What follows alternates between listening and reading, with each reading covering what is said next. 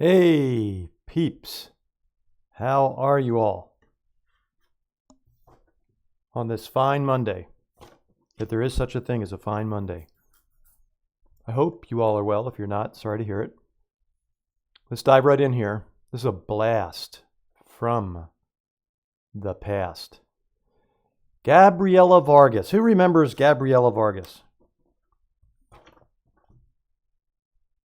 When I was reviewing Viviana's excellent rebuttals to the Hoburgers, recently she addressed misinformation or I would say just, let's face it, Viviana, with the Hoburgers, the majority of the time, and that's 9.9 times out of 10, it's disinformation, which means that they intentionally are misinforming people. Intentionally. So they know they're lying. So it's lies, and therefore it's disinformation. Misinformation is when you don't know that you're lying, but nonetheless you're disseminating false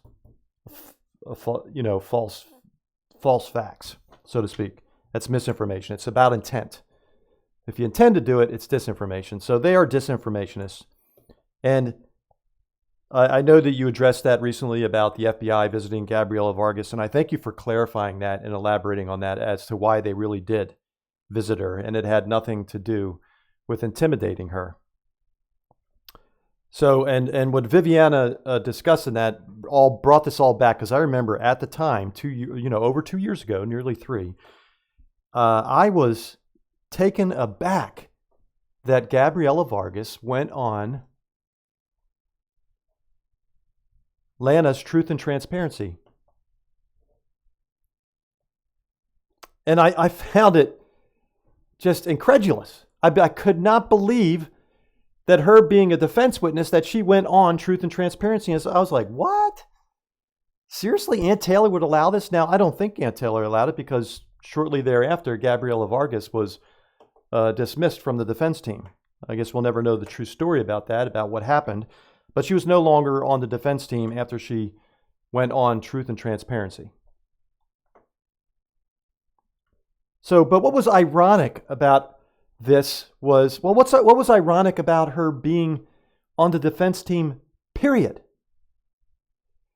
IGG is Gabriela Vargas's bread and butter. This is her claim to fame. She would not have been on Lana's Truth and, well, that's not to say that's true. Lana will have anybody on Truth and Transparency, any kook. But she would not have been on 48 Hours like she is here. You have to watch this, The Unsolvable Murder of Roxanne Wood on 48 Hours. I'm not going to play what she says here because I'll get a copyright strike, no doubt. But I will tell you what she says. And she actually did an excellent job in this case. Excellent. Excellent. Beyond all odds. A fantastic job. Using IgG. And an incredibly small sample of DNA. Lower than low copy. Not even comparable to the sample in the Idaho 4 case.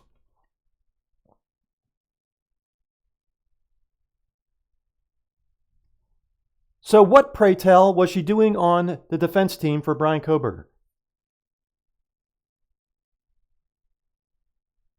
The only thing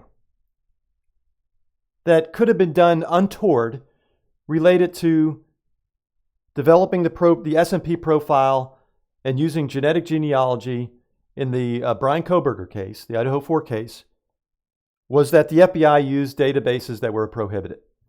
There's no law against it. It's just a matter of ethics, but prohibit it. I don't care about that nonsense right now. And, my rights and all that. I don't care about that nonsense right now in discussing whether or not that was Bryan Kohberger's DNA on the knife sheath. Regardless of what the FBI did there, it proved that his DNA was on the knife sheath. And people like Lana imply to their audiences that because the FBI may have gone into databases, and they most likely did, into databases, that their own code of ethics says they shouldn't go into, that IgG is in some way compromised and it's not a good process, and therefore it's not BK's or Bryan Kohberger's DNA on the knife sheath. She allows her audience to think this just as all the content creators allow their audience to think things that are completely false. That's what Lana has done in this case. And so Gabriela Vargas comes on her show and she platforms Lana and these falsehoods. She lends credence to it. And what a contradiction that is, considering this is her wheelhouse and her forte. This is what she does best. Wait till you hear about this case, this Roxanne Wood case, in comparison to Idaho 4. So she has no business going on Truth and Transparency and lending legitimacy to a content creator who is impugning IGG. Look at this clown. They're all clowns. Look at, they're yucking it up and laughing. It's all so funny.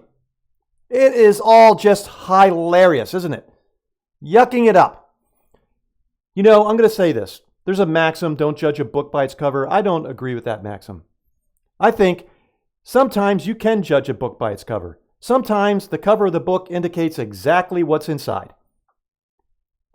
And this is one of those times you can judge every single one of these chicks right here, these Hoburgers, as you can judge that book by its cover. Absolutely.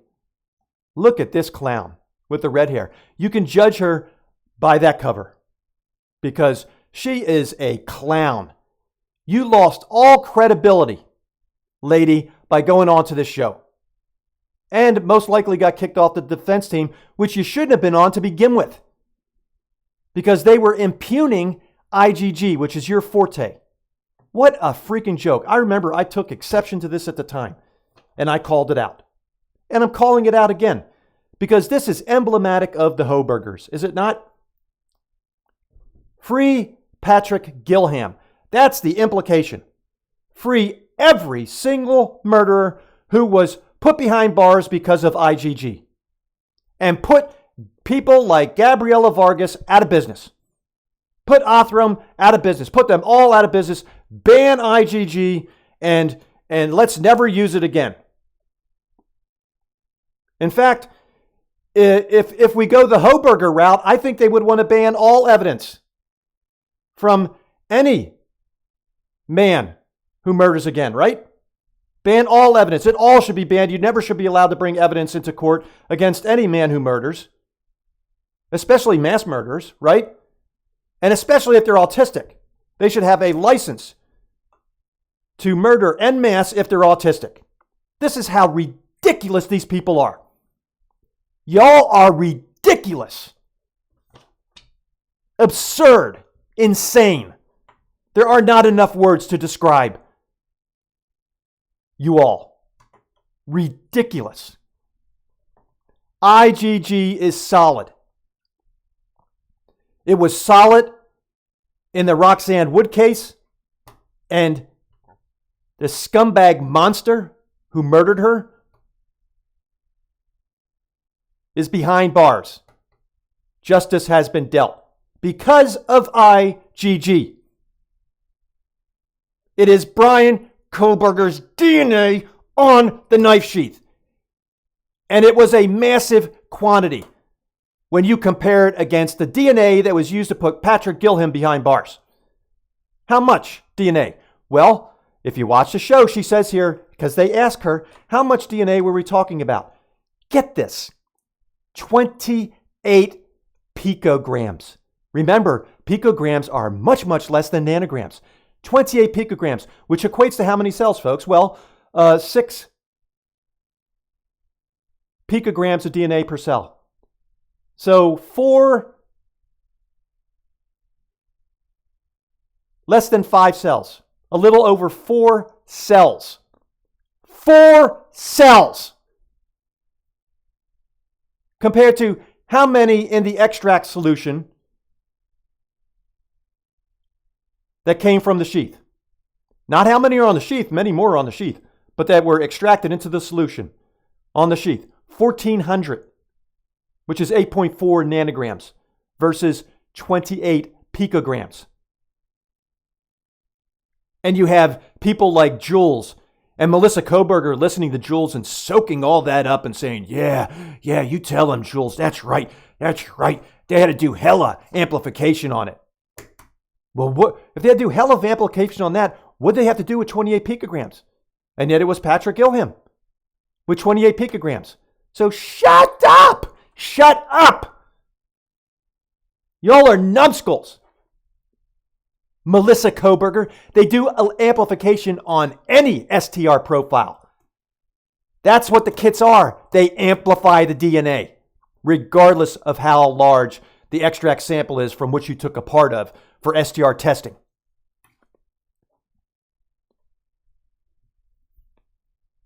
"28 picograms. From that, they were able to develop a sufficient enough profile for her to do IgG and finally hone in on Patrick Gilham. Let's read the article. Roxanne Wood. The evening of February 19th, 1987, Roxanne Wood and her husband Terry met for dinner, then headed to their favorite local bowling alley to meet friends. Roxanne left for home. Roxanne left for home as she and her husband had driven separate vehicles. When Terry arrived at home, her husband Terry had arrived at home 45 minutes after Roxanne, he found an unimaginable scene. After receiving a call from Terry, Michigan State Police concluded Roxanne had been assaulted, raped, and died when her throat was slashed. The only evidence left at the scene was a broken frying pan, a knife found in the freezer, semen, and a bloodstain on the outside of their back door. Their first suspect was Roxanne's husband, of course, which it always is, Terry, since he was the last person to talk to her. He would remain the primary suspect for the next 35 years. This was before DNA analysis in 1987. The victim. Roxanne Woods was born and raised in Niles, Michigan. She graduated from Niles High School in 1974 and married Terry shortly thereafter. She was described as a fun, generous sister, daughter, wife, and friend by many. Her friends and family said Roxanne loved flowers and was particularly proud of the rose bushes she grew. She enjoyed cooking and baking and shared family recipes with friends. One of her favorite songs was Bon Jovi's Want It, Dead or Alive. How ironic is that? The cold case. Though Roxanne's murder was examined by multiple detectives, each piece of evidence ultimately led to dead ends for over 35 years. Michigan State Police ultimately concluded that they would wait for more advanced technology to evaluate the evidence that existed from the case. In 2020, Michigan State Police reopened the case. The perpetrator had left DNA evidence at the scene of Roxanne's murder, but the sample was badly degraded. That's the semen, by the way. Since it had been over 2 decades since DNA evidence had been examined, they submitted the sample to Identifinders International, a California-based genetic genealogy company run by Dr. Colleen Fitzpatrick. Dr. Fitzpatrick had been able to create genetic profiles from small amounts of DNA by working with an investigative genetic genealogist, Gabriela Vargas. Imagine that.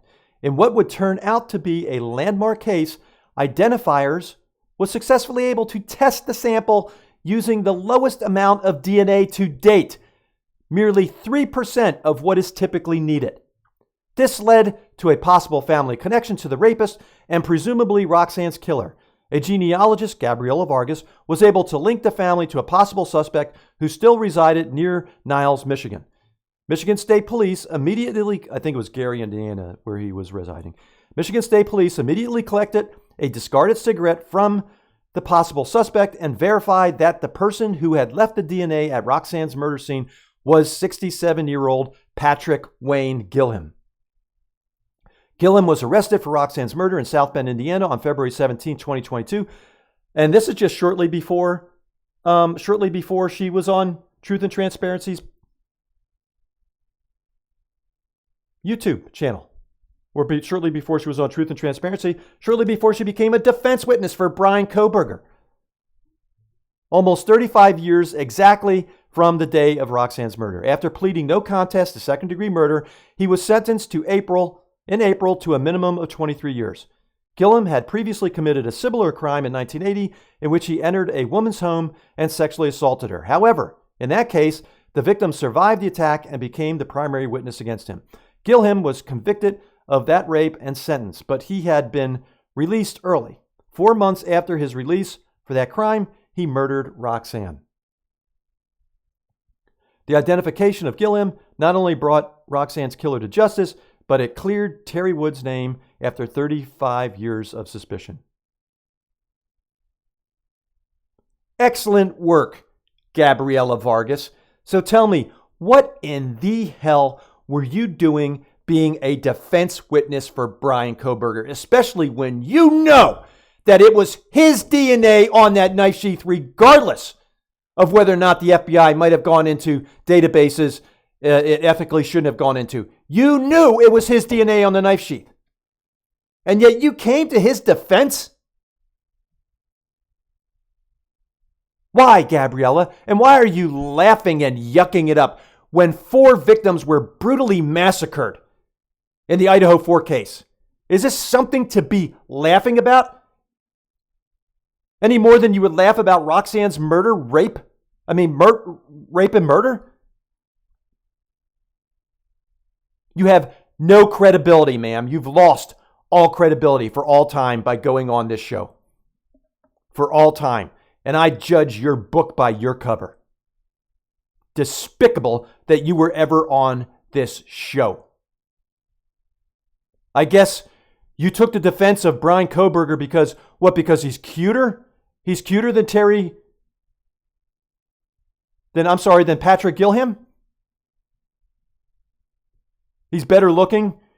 Doesn't seem to fit the profile to you like Patrick Gilham does? Who are you to make that determination? The IGG speaks for itself. It was Bryan Kohberger's DNA on that knife sheath in prodigious quantities compared to what you had to work with in this case. Meaning, it was the result of direct transfer. And since we know that he purchased a K-bar knife and sheath and sharpener that he can't account for any longer, that was his knife sheath at the scene of the massacre. And yet, you stepped out to defend him. And you're yucking it up with people who are trying to free him so that he can do it again and again and again and again and again. You're a hoburger, Gabriela Vargas. You're a hoburger. You fit the profile perfectly, like all the rest of these hoburgers. That's a great cause. Let's free all the mass murdering men, especially if they're autistic, right? There aren't many of them, but heck, if you all have your way, there'll be plenty more.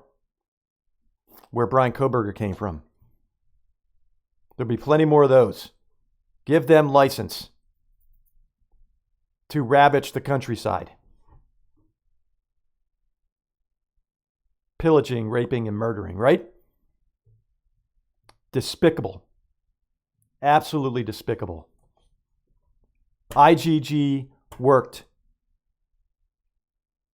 in the Roxanne Wood murder case. And it worked in the Idaho 4 case.